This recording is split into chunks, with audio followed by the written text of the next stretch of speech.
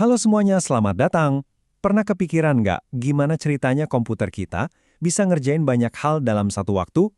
Nah, kali ini kita bakal bongkar rahasia di baliknya. Kita akan nyelam ke inti dari multitasking berdasarkan materi keren dari mata kuliah sistem operasi oleh Gabriel Kenisa McFadden Baali. Yuk kita mulai.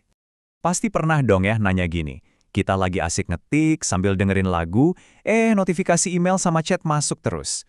Kok bisa semuanya jalan barengan? Ini bukan sulap loh, ini semua berkat kerja keras yang luar biasa dari sistem operasi. Dan inti dari keajaiban ini ada pada dua konsep utama, proses dan thread. Oke, ini dia peta perjalanan kita. Kita bakal mulai dari dasar-dasar multitasking.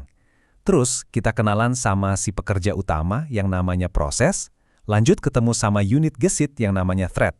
Abis itu kita adu keduanya, kita lihat gimana OS ngaturnya, dan yang paling penting, kapan kita pakai yang mana.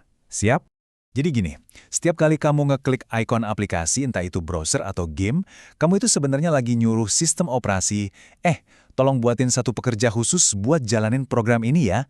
Nah, si pekerja inilah yang ngejalanin semua perintah.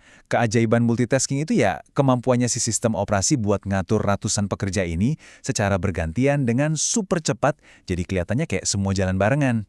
Biar gampang, kita pakai analogi seru. Anggap aja sebuah proses itu adalah satu restoran.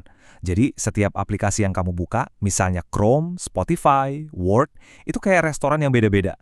Masing-masing punya dapur sendiri alias alokasi memori sendiri, punya buku resep sendiri alias kodenya. Poin kuncinya, setiap restoran ini mandiri dan terisolasi satu sama lain. Sekarang, ayo kita intip ke dalam dapur restoran tadi. Isinya apa aja sih? Ada program code, ini buku resepnya. Terus ada program counter dan prosesor registers, ini kayak chef yang nunjukin resep mana yang lagi dimasak. Ada stack buat catatan sementara, data section buat bahan-bahan utama, dan heap, ini gudang cadangan. Semuanya ini jadi satu paket komplit yang bikin satu restoran bisa beroperasi. Si pekerja atau proses ini juga punya siklus hidup loh. Pertama, dia diciptakan atau statusnya new. Begitu siap kerja, dia masuk antrian di status ready. Nunggu dipanggil sama bos, yaitu si CPU. Pas dapat giliran, statusnya jadi running. Ini dia lagi kerja keras. Kalau dia butuh nunggu sesuatu, misalnya download file, dia istirahat dulu di waiting. Kalau tugasnya udah beres, ya udah dia pensiun atau terminated. Nah, yang ngatur semua ini ya si OS. Terus gimana caranya sistem operasi bisa ngelacak ratusan proses ini tanpa bingung? Jawabannya adalah Process Control Block atau PCB. Gampangnya, anggap aja ini KTP buat setiap proses. Di dalam PCB ini semua info penting tersimpan. Statusnya lagi apa, terakhir ngerjain instruksi yang mana, info jadwalnya gimana, dan lain-lain. Tanpa PCB, sistem operasi bakal amnesia dan semua jadi kacau balau. Oke, kita udah paham kalau proses itu kayak restoran yang mandiri. Tapi gimana kalau kita mau kerja lebih efisien di dalam satu restoran yang sama? Misalnya satu orang masak, satu lagi nyiapin minuman. Nah, disinilah konsep thread muncul sebagai pahlawan efisiensi. Kalau proses tadi adalah restorannya, nah thread ini adalah koki-kokinya. Keren kan? Mereka semua kerja di bawah satu atap yang sama, yaitu di dalam proses induknya. Artinya, mereka bisa pakai dapur dan bahan-bahan yang sama. Dalam bahasa teknisnya, mereka berbagi memori dan sumber daya. Inilah yang bikin thread itu jauh lebih enteng dan cepat dibuat daripada harus ngebangun restoran baru. Coba deh bayangin bedanya. Proses single thread itu kayak restoran yang kokinya cuma satu. Dia harus selesaiin satu masakan dulu baru bisa ngerjain yang lain. Lama kan? Nah, bandingin sama proses multi-thread yang punya banyak koki. Satu bisa motong sayur, satu masak sup, yang lain nyiapin dessert, semuanya barengan di dapur yang sama. Hasilnya jelas jauh lebih cepat dan responsif. Keuntungannya banyak banget. Pertama, responsivitas. Jadi aplikasi kamu gak bakal nge-freeze pas lagi ngerjain tugas berat. Kedua, berbagi sumber daya. Karena para koki ini bisa dengan gampang saling oper bahan. Ketiga, ekonomis. Jelas lebih murah dan cepat buat nambah koki baru daripada bangun restoran baru. Dan terakhir, skalabilitas. Ini penting banget biar semua inti prosesor kita bisa kerja maksimal. Nah, sekarang kita sampai di bagian paling seru. Kita udah kenalan sama proses si restoran dan thread si koki. Sekarang, waktunya kita adu mereka secara langsung, head to head, buat lihat bedanya di mana aja. Cara mikir paling gampangnya gini, proses itu pekerja berat. Dia mandiri, punya dunianya sendiri, dan butuh banyak sumber daya. Ibaratnya kayak bangun gedung baru. Sebaliknya, thread itu pekerja ringan. Dia itu bagian dari sebuah proses, berbagi sumber daya, dan cepat banget dibuatnya. Ibaratnya kayak nambah karyawan di gedung yang udah ada. Tabel ini ngerangkum semuanya. Kita lihat ya. Soal memori, proses itu terisolasi. Sementara thread berbagi. Soal pembuatan, proses itu lambat, thread itu ngebut. Nah, perhatiin yang konteks switching alias ganti-gantian tugas. Buat thread, ini cepat banget karena OS nggak perlu ganti seluruh peta memori. Jauh lebih efisien. Dan yang penting, komunikasi antar thread itu gampang, tinggal colek. Kalau antar proses, wah lebih ribet, harus pakai mekanisme khusus. Gambar ini nunjukin hubungan mereka dengan jelas banget. Bayangin, kotak besar itu adalah proses aplikasi kamu.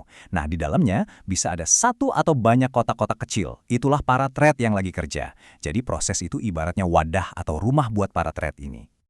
Oke, jadi komputer kita penuh sama proses dan thread yang lagi sibuk.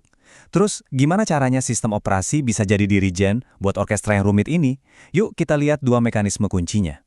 Mekanisme pertama namanya context switching. Ini tuh kemampuan supernya OS. Dia bisa dengan cepet banget nge-pause satu tugas, nyimpan progresnya, terus ngelanjutin tugas yang lain. Proses ganti-gantian ini terjadi ribuan kali per detik loh, makanya kita ngelihatnya seolah-olah semua jalan barengan. Mekanisme kedua adalah CPU scheduling. Nah, pas banyak tugas lagi ngantri dan siap kerja, siapa yang dapat giliran duluan? Disinilah CPU scheduler berperan sebagai manajer yang bijak. Dia pakai algoritma canggih buat mutusin siapa yang jalan selanjutnya, biar sistem kita tetap adil, efisien, dan responsif. Kita ambil contoh nyata yang kita pakai tiap hari, web browser. Aplikasi browser itu sendiri adalah sebuah proses. Tapi yang kerennya, browser modern itu seringkali ngejalanin setiap tab yang kita buka sebagai prosesnya sendiri. Itu sebabnya kalau ada satu tab yang nge-crash, biasanya browser dan tab-tab lainnya tetap aman. Ini bukti nyata betapa hebatnya isolasi antar proses. Setelah tahu bedanya, sekarang pertanyaannya jadi lebih teknis. Jadi, kapan kita sebaiknya pakai proses dan kapan lebih baik pakai thread? Ini adalah keputusan desain yang penting banget dalam dunia software development. Jadi, kamu sebaiknya pakai proses kalau keamanan dan isolasi itu harga mati. Kalau kamu mau mastiin satu bagian program yang error nggak akan ngerusak bagian lainnya, proses adalah jawabannya. Ini juga cocok buat aplikasi gede yang modul-modulnya bisa jalan sendiri-sendiri. Sebaliknya, kamu harus pakai thread kalau tugas-tugas di dalam aplikasi perlu kerja bareng dan sering tukar-tukaran data. Ini pilihan terbaik buat bikin antarmuka pengguna atau UI tetap responsif. Tapi ingat, karena mereka berbagi memori, ada tantangan baru kayak masalah sinkronisasi yang harus ditangani dengan sangat hati-hati. Jadi, itulah kesimpulan kita. Lain kali kamu lagi buka banyak aplikasi dan ngerasa komputer kamu hebat banget bisa nanganin semuanya, ingat ya apa yang sebenarnya terjadi di baliknya. Ada tarian yang sangat rumit dari ratusan restoran atau proses dan mungkin ribuan koki atau thread yang semuanya diatur dengan sempurna oleh sistem operasi. Sebuah orkestrasi digital yang luar biasa kan?